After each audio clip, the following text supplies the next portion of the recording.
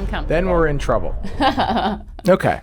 My name's Aiden Evans. I am a co-founder of DSE Media. We produce this podcast, but the real star of the show today is Ari. Ari, could you give us a little bit about yourself? Sure. I'm Arias. I'm the executive director for Luling Economic Development Corporation and also the grants administrator for the city of Luling.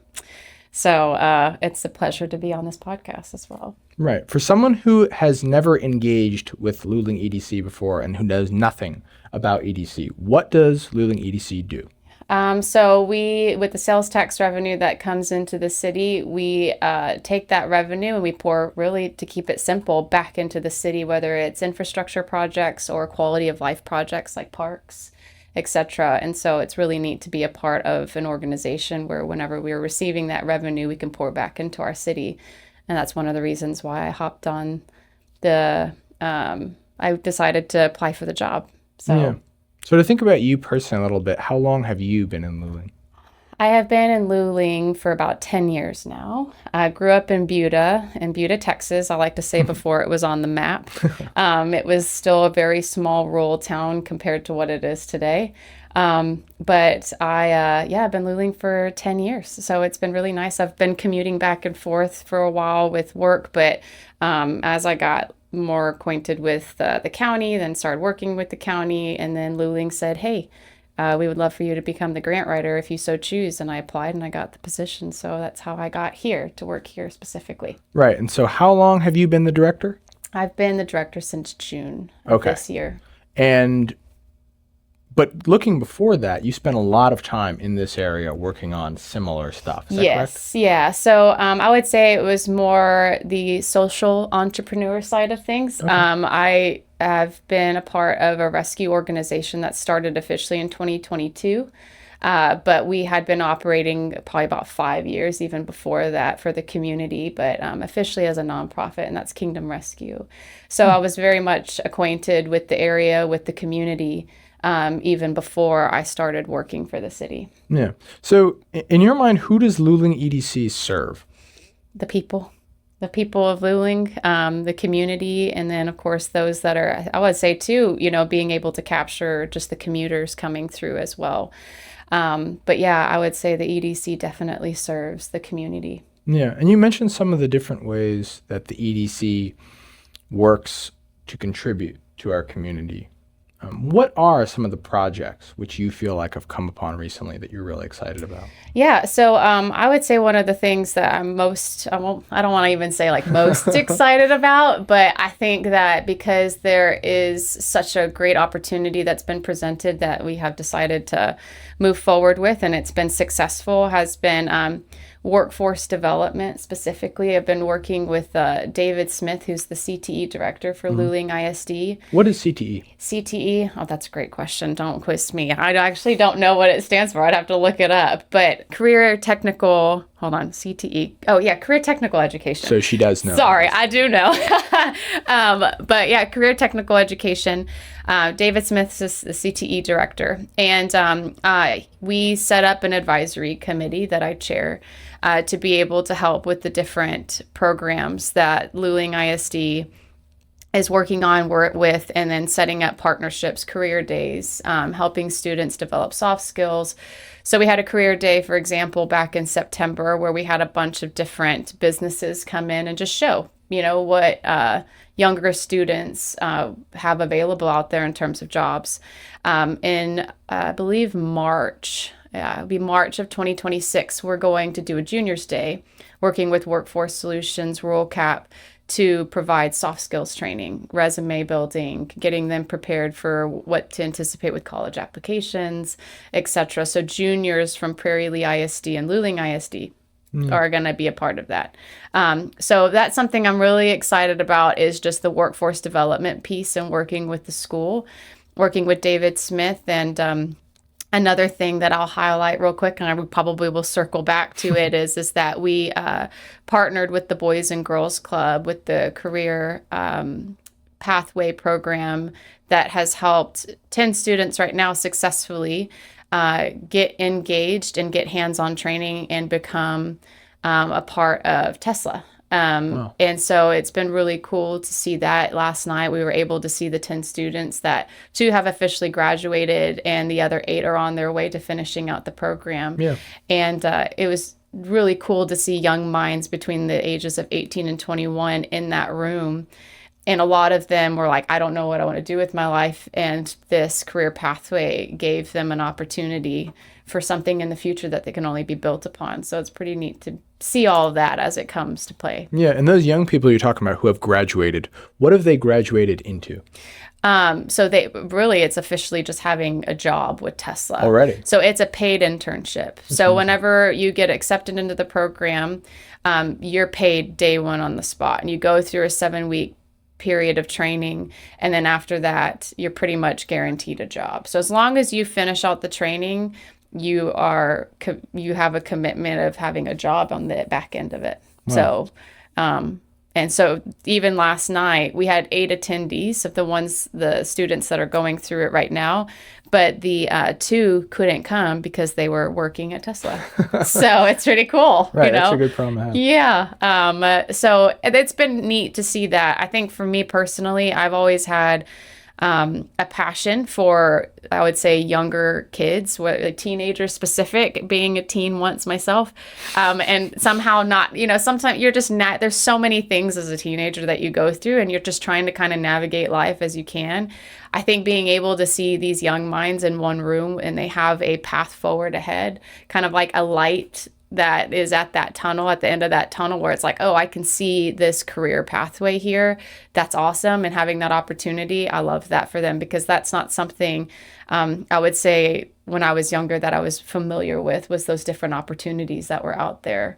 So yeah, that's why right now it's like, I love this. I love being able to give kids that might not have much direction a path forward, however that looks. Yeah, you mentioned the Boys and Girls Club. What kind of a role did they play in facilitating this? Yeah, so the Boys and Girls Club, they came to the EDC and asked for us to pretty much sponsor 20 kids. So helping with travel expenses in order to get them back, because it was Luling students specifically.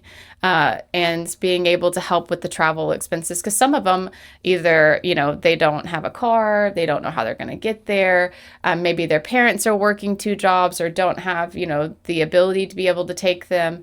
So that was something that the Boys and Girls Club was able to facilitate is hey, EDC, can y'all help fund the travel expense, so that we can get our students there? And we said, yes, absolutely. And so that was a part of the agreement that, of course, they came to Luling to be able to get Luling students, but it would be just a Luling-centric project. And what's really, really cool about this is it's a pilot program, so it's kind of a first of its kind. And Luling literally is the seed that's being planted, and a lot of different communities are looking at us as kind of a case study. Right. And so last night, talking with Mark Terry, who's the CEO, he was really excited to see just the opportunity that is now growing from what started in Luling.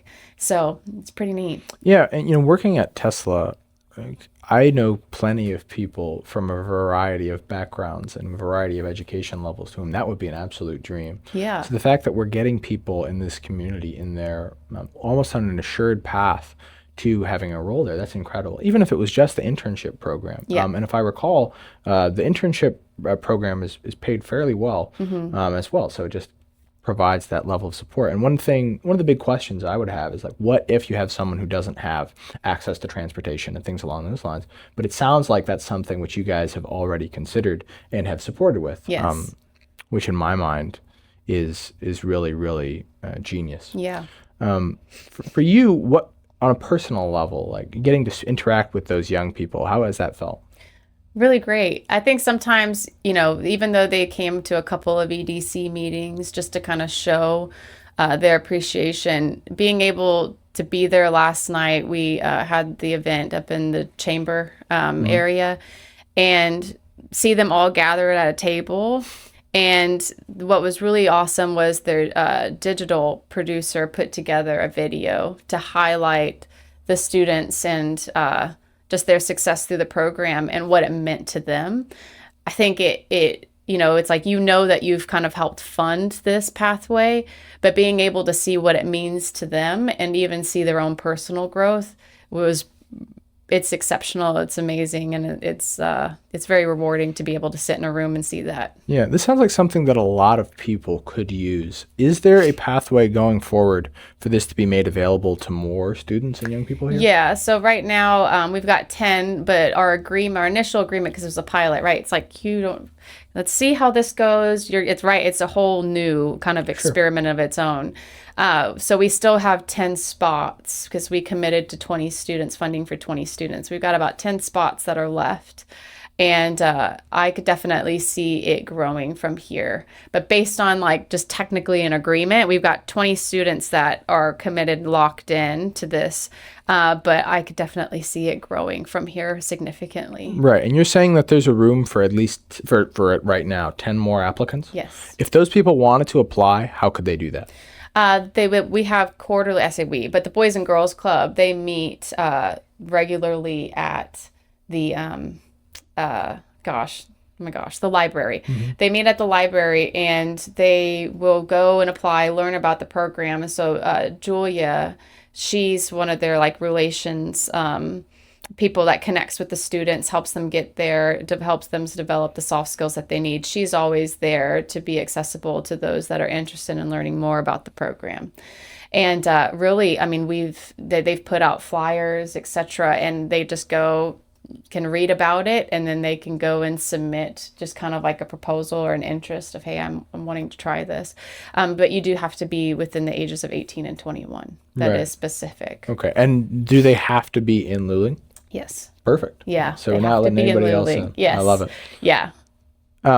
If people have questions or things along those lines, would it be okay for them to reach out to you and ask along those lines? They can, and I can definitely help them. But I think it would serve them more to be connected to Elton Fite, who's the CFO, the COO. He's the Chief Operational Officer, and so he's the one that oversees the whole program as a whole.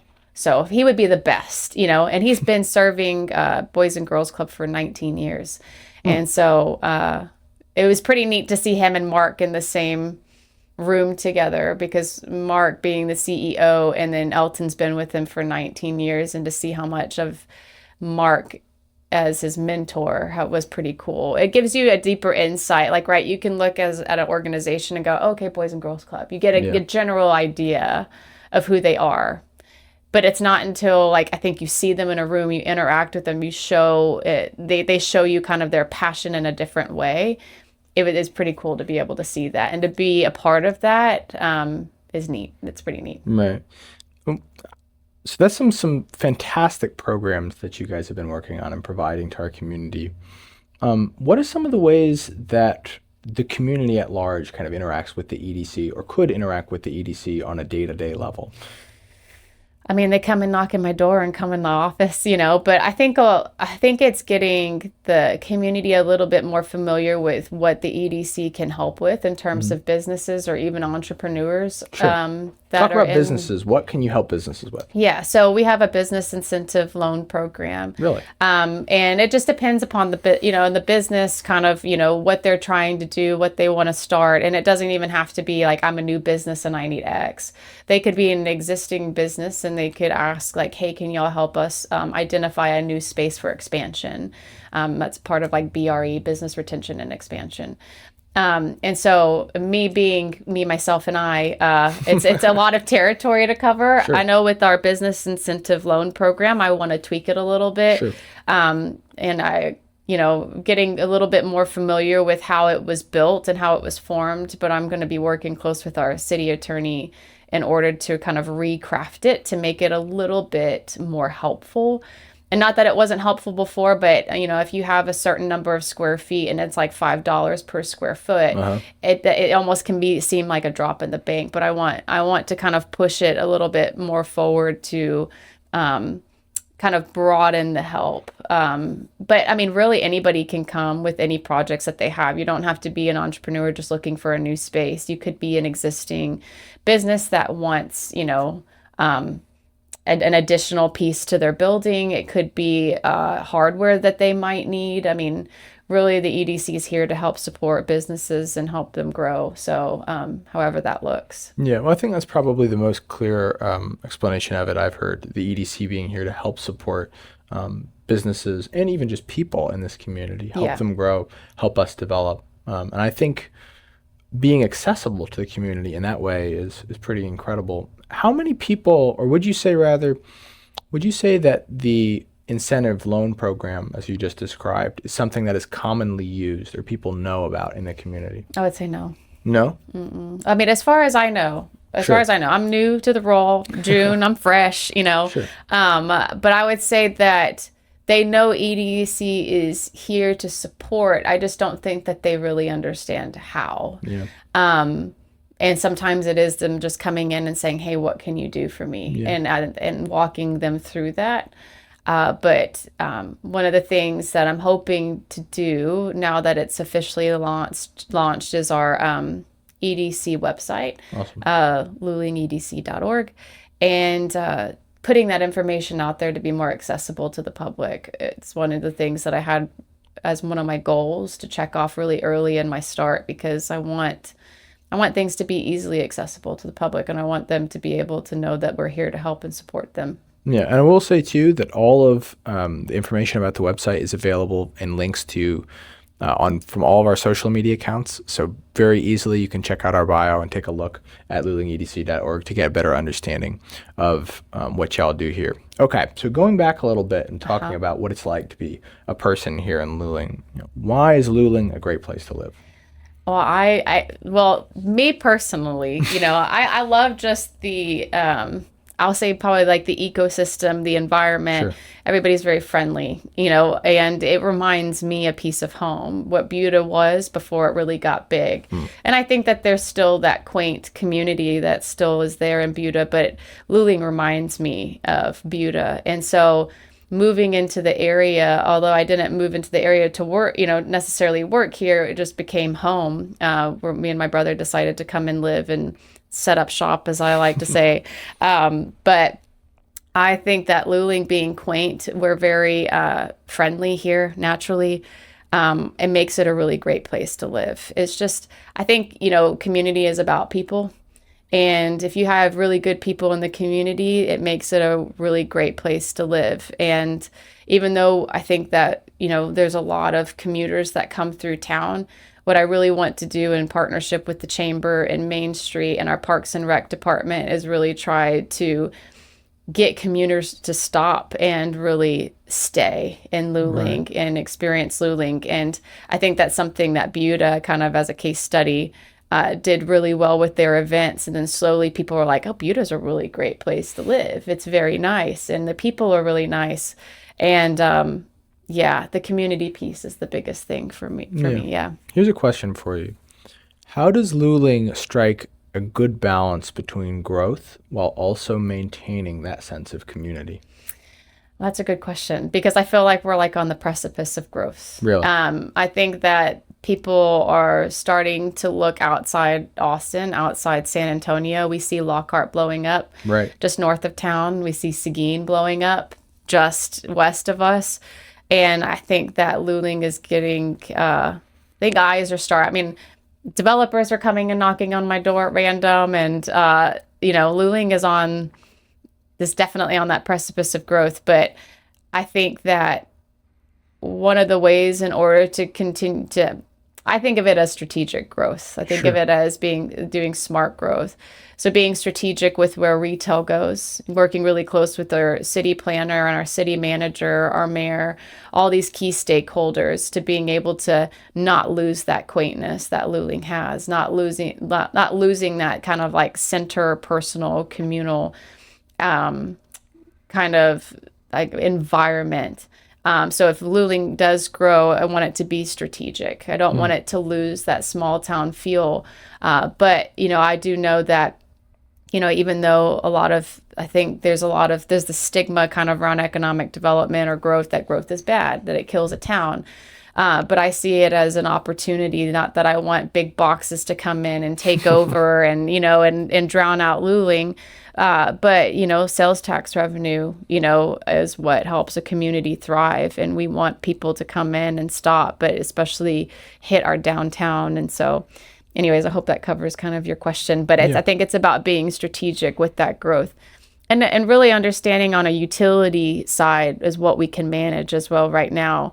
So one of the things too in the grant world is that we have a comprehensive plan that we'll be rolling out and working on and pulling in key stakeholders for that. And I think that's going to work in tandem with kind of EDC's vision as well in terms of that growth piece. Yeah.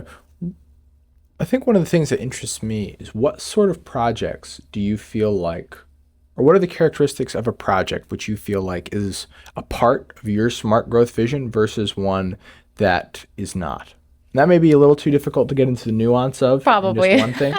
But I guess part of the reason why I ask it, and that could probably help us develop a better answer, is if people are knocking at your door and saying, hey, I'm interested in doing this, how can we prepare those people for saying, hey, here are the kinds of projects which we think are a great fit for Luling, and here are the ones where we're probably going to say, I don't know if this will work here?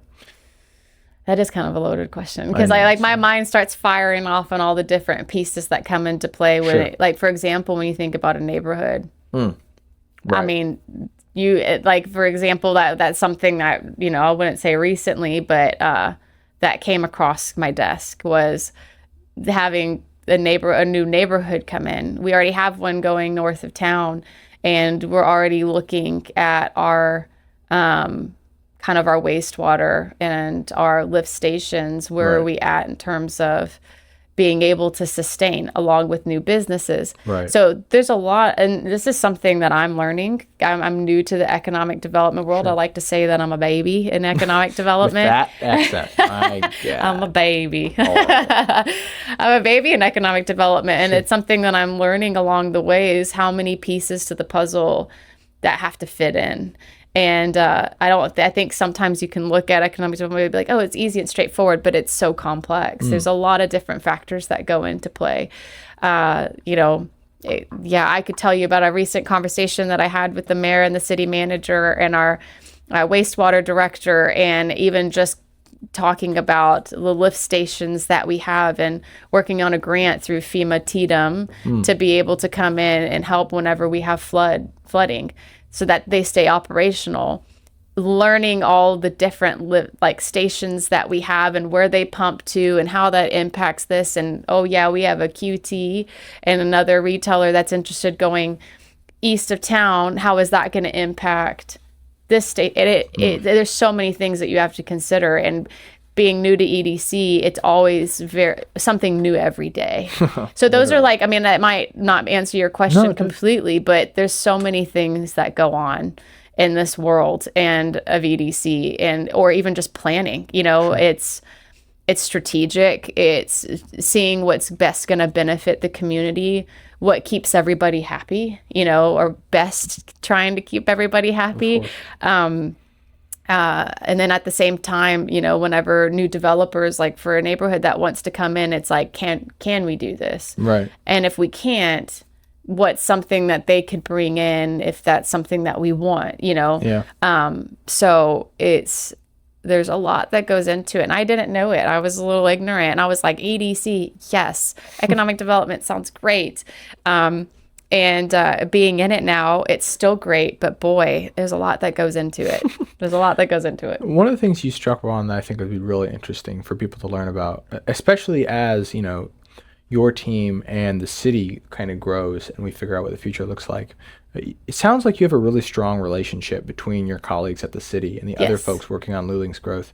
Could you tell us a little bit more about that dynamic? Oh, sure. Well, I love it. I think it's nice being able to work with people not only that you get along with, but that you work well with as well. Because you can get along with somebody, but when it comes to that professional relationship, it can get a little dicey, But I think that being able to work really well with our new city manager, Mark McLaughlin, our mayor, CJ Watts, working closely with our new planning director, Pat Rayburn, our code enforcement officer director, Ryan DeCamp. Like, there's people within this whole, I like to call it an ecosystem. Sure. And this ecosystem, being able to work well with them and problem solve, it makes also the work life great, and sometimes you might have bumps in the road or things. It's kind of like, in the road that you're like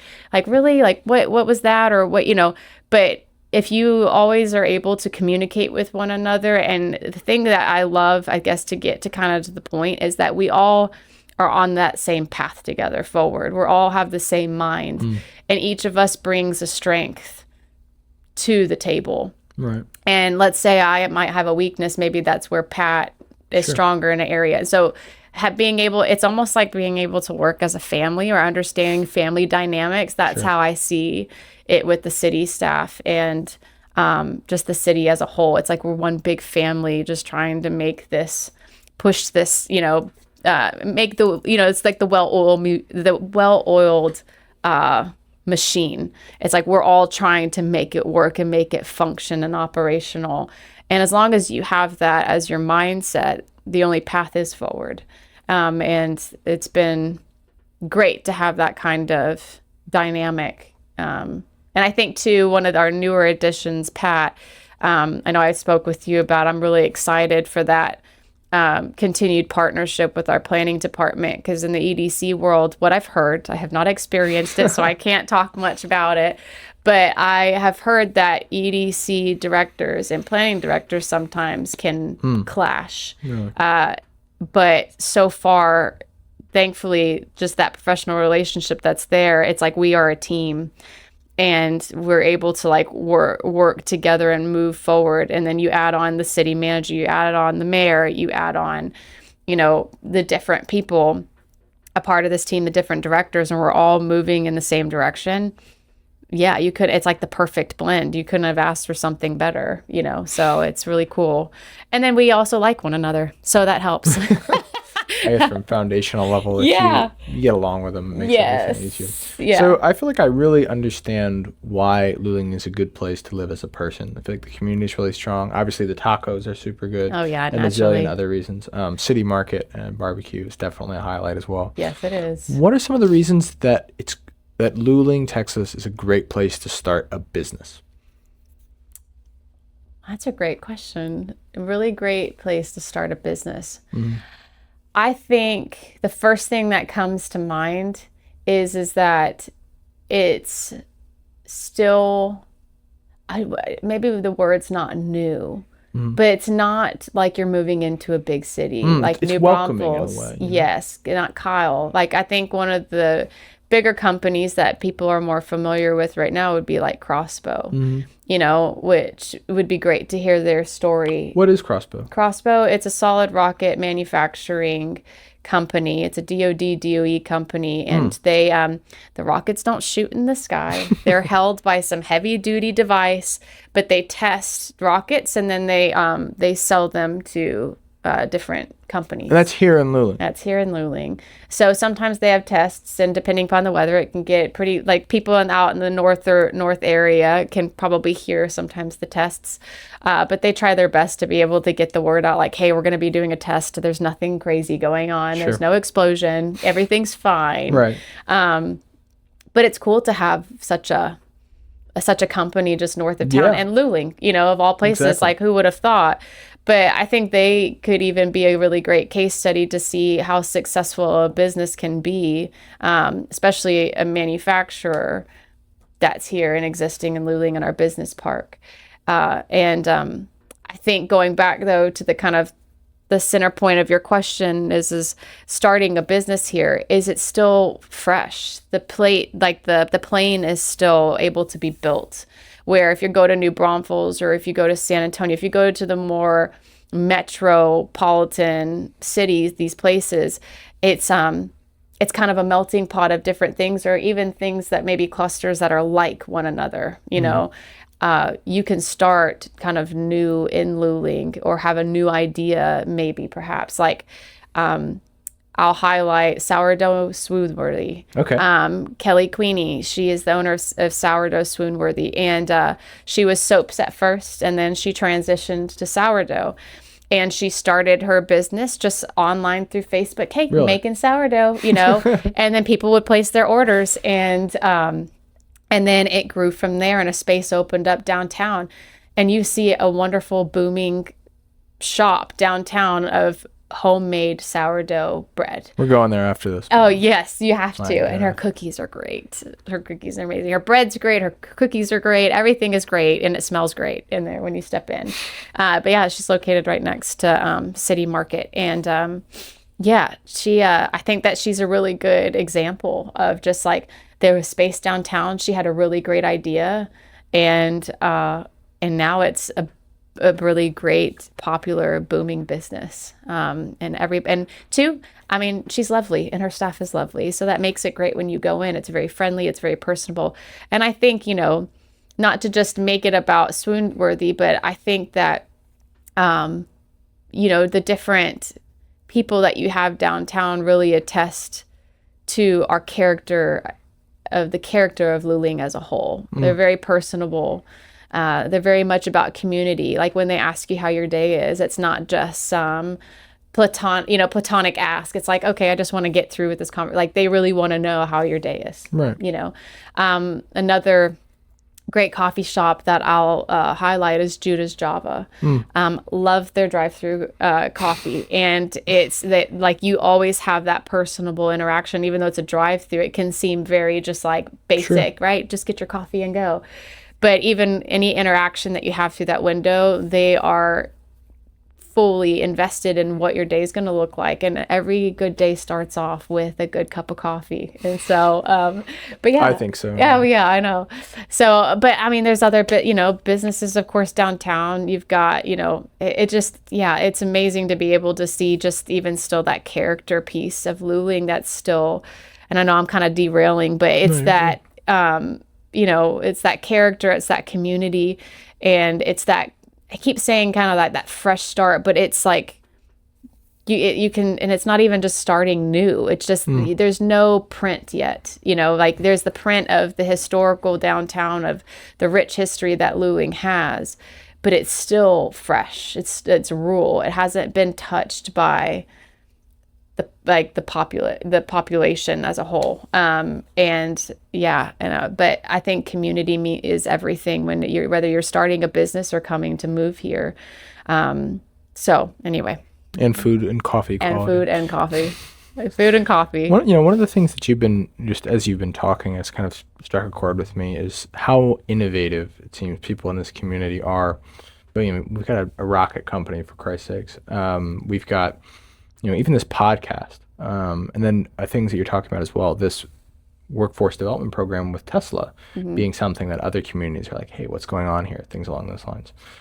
It feels like there's a really innovative spirit in Luling. Is that something you pick up on as well? Well, and I want that for Luling. Right. I think that, yes, I'll say to keep it very simple, yes.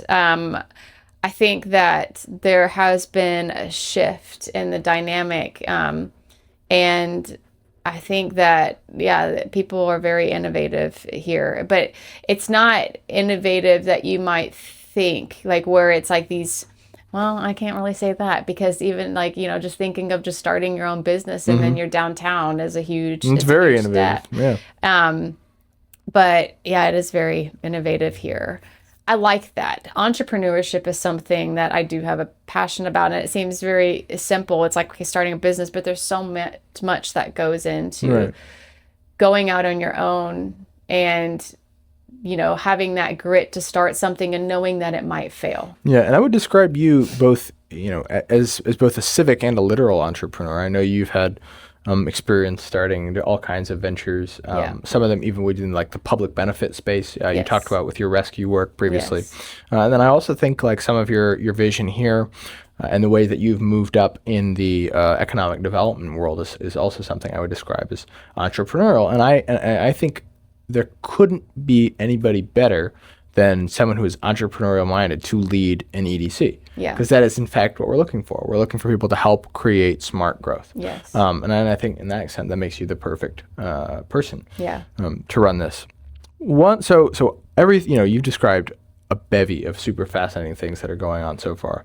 Is there anything just on the horizon that you're really excited about, that you're allowed to talk about as well? That's a great question. I have to be mindful. Yeah, let's check. We got the lawyer back there. What do we think? I think I'm just overall just excited for what's ahead in the next couple of years. Just as all of us do our part to move the needle forward. And I mean, there is growth coming, but it's strategic. We're all on the same page when it comes to what's coming. I will say that there's future retail that's coming to the area it's very exciting, and I can't wait to finally make certain announcements that these things are coming to the area. But I think that the community is really going to be excited about. Right. Yeah, I think just the path forward is looking really bright for Luling. And although, Luling was already a bright spot, on the map, it's quaint, it's, community based. I'm looking forward to the commuters that are traveling through stopping and being like, I want to experience Luling. I want to know more about Luling.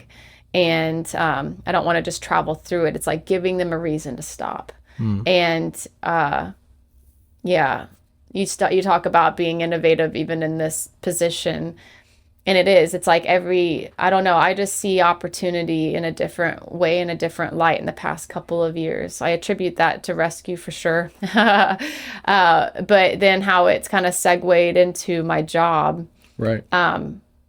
Being in this role, you have to be a problem solver. You have to be a workforce development officer. You have to be a strategic planner. You have to be a digital developer. Like, you have to wear a lot of hats, and it takes being able to move and, kind of weave around obstacles. And I think one of the things that's so important is having a mindset that it's like seeing obstacles, but not looking at them as obstacles, but seeing them as opportunities. It's like, well, okay, what am I going to do with this? Right. And I think with that mindset, going back to your question, is one that all of us share as we're moving everything forward. And I think that's how this community is going to help be shaped for the people that are coming and moving into the area, but also how the city is going to be built as well. Is not seeing obstacles, but seeing opportunities. I love that. I think that's a great, punchy line as well. So I have one last question for you. What can people expect for the future of this podcast and from the Luling EDC channels? Buckle up. It's going to be great.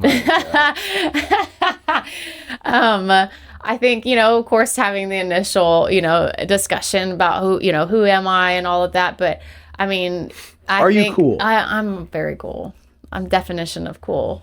But it's going to be, it's going to highlight businesses downtown. It's going to highlight just new things that are coming to the area. It's going to highlight city staff. It's going to be able to help people understand not just Luling, but also things that are going on in Luling. Right now, Luling Discussion Group is the place to be if you want all the tea, And but I want to be able, not that we're going to be talking about anything like that on here. Is this getting posted in Luling Discussion Group? But I think that it's going to be a great source to be able, if you want to know things that are happening within the city, if you want to know what's happening at Luling ISD, if you want to know what's happening at the EDC, if you want to know about upcoming chamber events or what's going on, or if you simply want to get more involved in the community, hey, you want to be be a volunteer for the Parks Department or Parks and Recreation, this is a great source to be able to have even just that information be put out there. So, but it's gonna be all things Luling, right? Let's talk Luling. This is gonna be your source of tea. Your source of tea. Your source I love of that. tea. Well, we will close on that. I think I wanted to leave us with a little outro. So anybody who's watching this, it would be great if you could check us out on all of our platforms. We're on TikTok, Facebook, Instagram, LinkedIn. And is there one? Am I missing one? YouTube. That's where this will be posted YouTube, primarily. Instagram, yeah. So we are looking forward to interacting more with the community, and we hope you've enjoyed. Yes. Okay, signing off.